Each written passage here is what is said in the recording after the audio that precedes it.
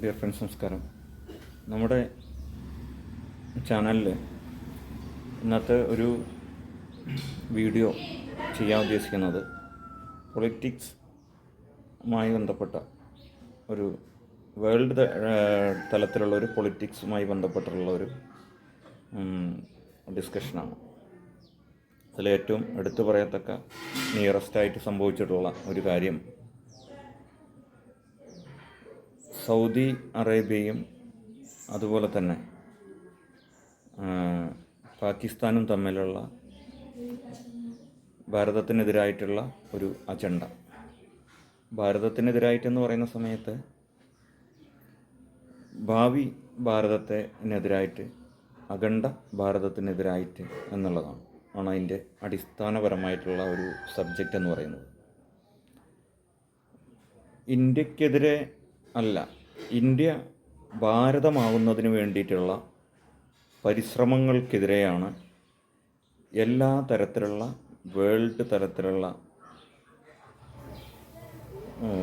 ഐഡിയോളജികളൊക്കെ തന്നെ ഭാരതത്തിനെതിരായി പ്രവർത്തിക്കുന്നത്. അല്ലെങ്കിൽ ഇന്ത്യക്ക് അനുകൂലമായിട്ട് ആണ് ഐഡിയോളജി ഇന്ത്യ നിലനിർത്തുന്നതിന് വേണ്ടിയിട്ടാണ്, മറിച്ച് ഭാരതത്തിന് വേണ്ടിയിട്ടോ ഭാരതത്തിൻ്റെ ലക്ഷ്യങ്ങൾ കൈവരിക്കുന്നതിന് വേണ്ടിയിട്ടല്ല. അപ്പോൾ നമുക്കൊരു കൺഫ്യൂഷനാണ് ഡിസ്കഷനിൽ എന്താണ് ഇന്ത്യയും ഭാരതവും, എന്താ അങ്ങനെ ഒരു സബ്ജക്റ്റ് എന്നുള്ളത്.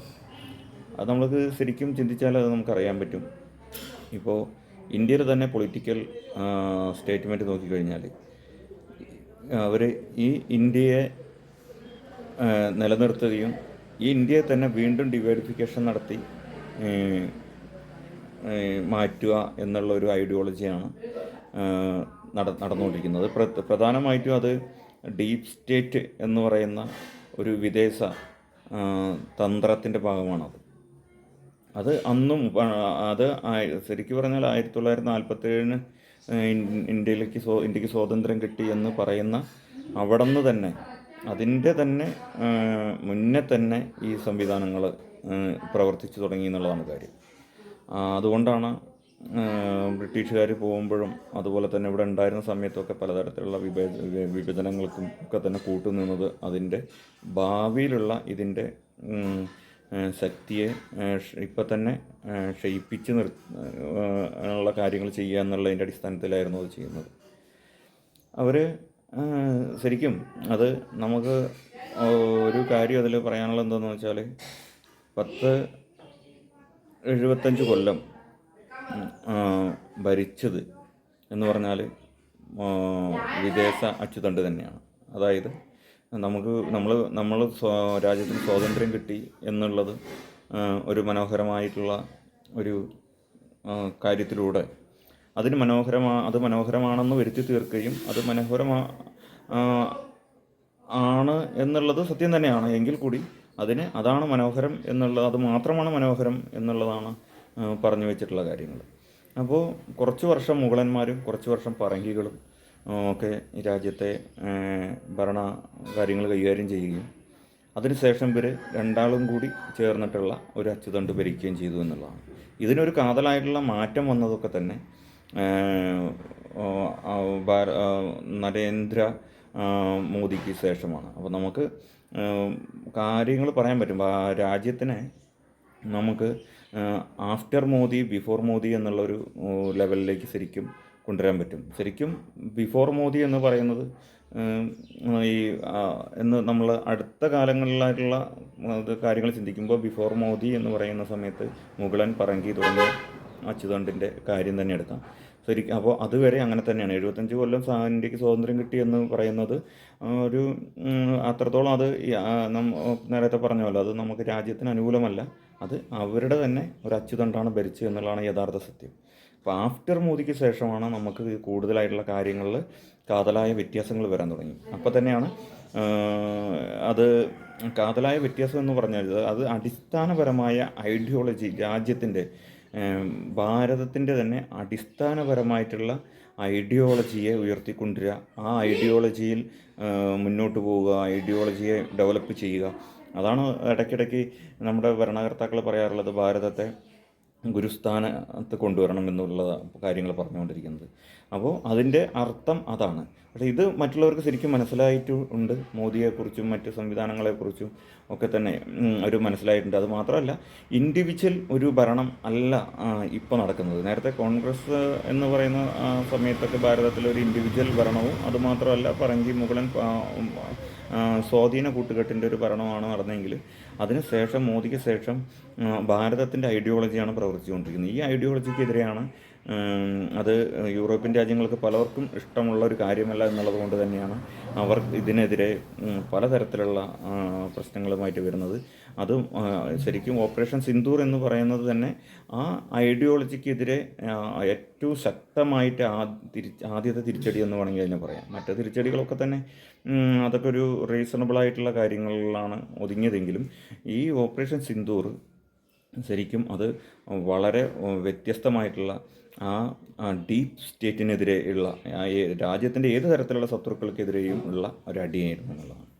അത് വളരെ സമർത്ഥമായി അടിച്ചു എന്നുള്ളതാണ്, സമർത്ഥമായി അടി കിട്ടി എന്നുള്ളതാണ് മറ്റുള്ളവരുടെയും കാര്യം.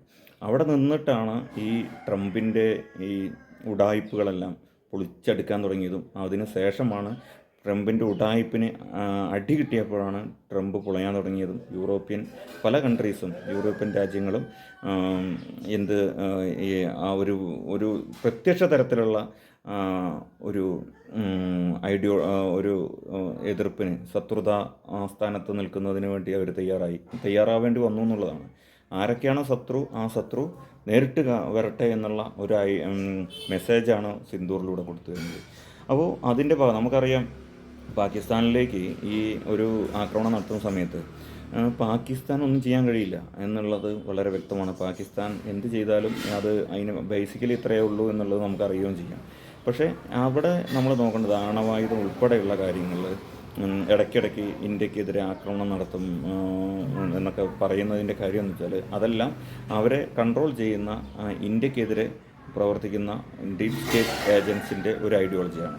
അപ്പോൾ ഇനി എന്ത് ചെയ്യണമെന്ന് വെച്ചാൽ അറേബ്യൻ രാജ്യങ്ങളെ കൂടി ഈ നമ്മുടെ രാജ്യത്തിനെതിരെ തിരിക്കുക എന്നുള്ളതാണ് വേറൊരു ഐഡിയോളജി. അത് നേരിട്ട് ഒരു പ്രശ്നത്തിന് ഈ യൂറോപ്യൻ സെക്ടർ തയ്യാറാവുകയില്ല എന്നുള്ളതാണ് എൻ്റെ കാര്യം.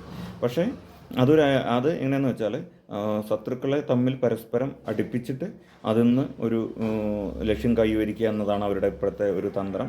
അത് എത്രമാത്രം വിലപ്പോവും, അത് ഭാരതത്തിൻ്റെ മുന്നിൽ അത് വിലപ്പോവാനുള്ള ഒരു സാധ്യതയുമില്ല.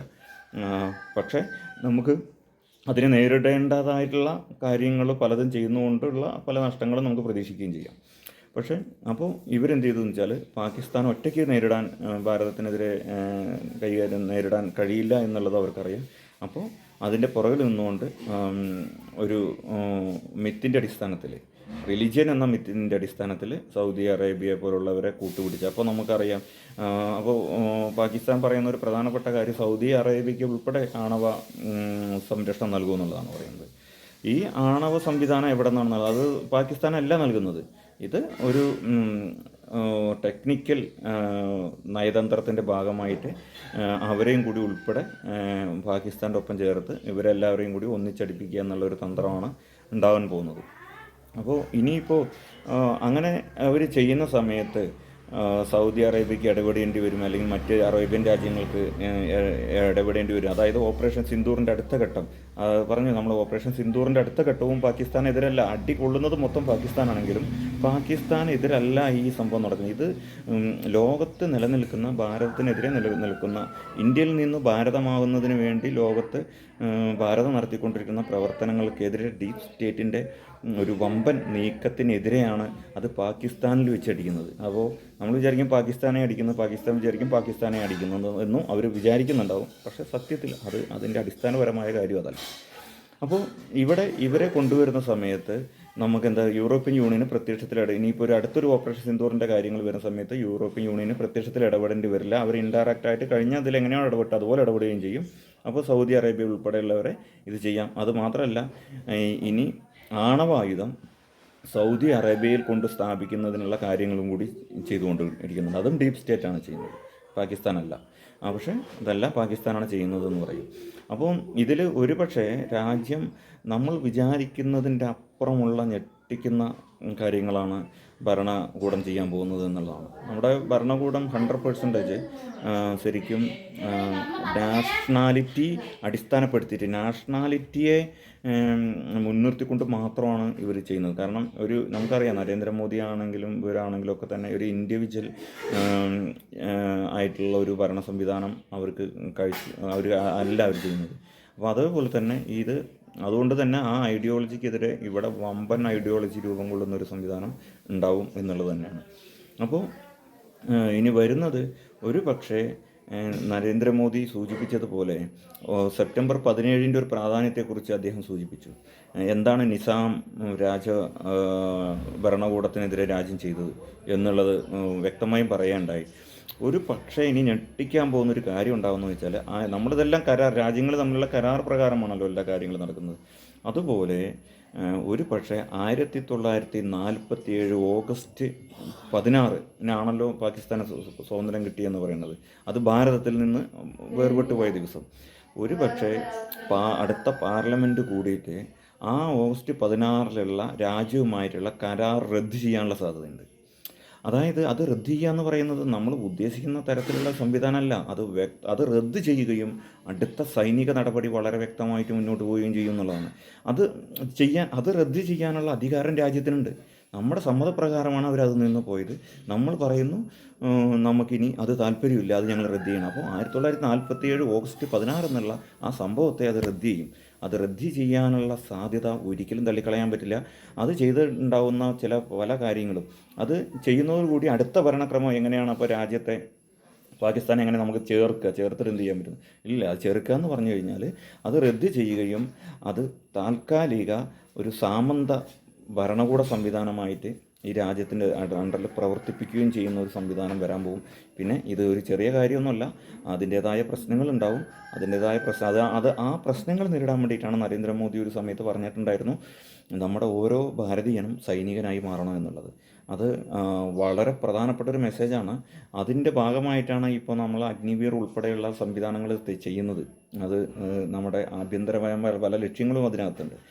അതുകൂടാതെ തന്നെ നമ്മുടെ ഓരോ ദേശസ്നേഹികളും ഓരോരുത്തരും സൈനികരായി മാറേണ്ടതുണ്ട്. കാരണം നമ്മൾ എതിർക്കുന്നത് ഒരു വേൾഡ് ഐഡിയോളജിയാണ്, നമുക്കെതിരെ പ്രവർത്തിക്കുന്ന ഒരു വേൾഡ് ഐഡിയോളജിയാണ്. അത് വളരെ ചെറിയ കാര്യങ്ങൾ കൊണ്ടൊന്നും എന്ത് ചെയ്യാൻ പറ്റില്ല, എതിർക്കാൻ പറ്റില്ല. അതിന് വളരെ വലിയ വലിയ കാര്യങ്ങൾ ചെയ്യേണ്ടി വരും.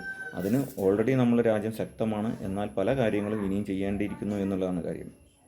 അപ്പോൾ ഇവിടെ ഉണ്ടാകുന്ന ഒരു പ്രധാനപ്പെട്ട ഒരു കാര്യം എന്താണെന്ന് വെച്ചാൽ അത് ഒരു അഖണ്ഡ ഭാരത സംവിധാനത്തിലേക്ക് ഇത് നീങ്ങും എന്നുള്ളതാണ്. അത് ഏത് തരത്തിലുള്ള എന്തൊക്കെ പ്രശ്നങ്ങളുണ്ടാവും എന്നുള്ളത് ഒക്കെ നമുക്ക് നേരിട്ട് കാണേണ്ടതായിട്ടുള്ള സംഭവമാണ്. അപ്പോൾ എന്തായാലും അത്ഭുതകരമായ പല പ്രവൃത്തികളും നമ്മുടെ ഭരണ സംവിധാനത്തിൻ്റെ ഭാഗത്തുനിന്ന് ഉണ്ടായിരിക്കാം എന്നുള്ളതാണ്.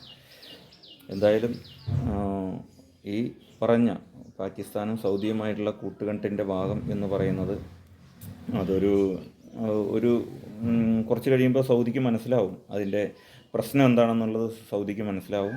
അത് സൗദി അറേബ്യ വിചാരിക്കുന്നത് മറ്റ് യൂറോപ്യൻ യൂണിയൻ ഇവർക്ക് അനുകൂലമായി നിൽക്കുന്നു എന്നതിൻ്റെ അടിസ്ഥാനത്തിലാണ്. പക്ഷേ പരസ്പരം കൂട്ടിമുട്ടിക്കുന്ന ഇതാണ് അത് എന്നുള്ളത് അവർക്കറിയില്ല എന്നുള്ളതാണ് വാസ്തവം. Okay, thank you, all the best.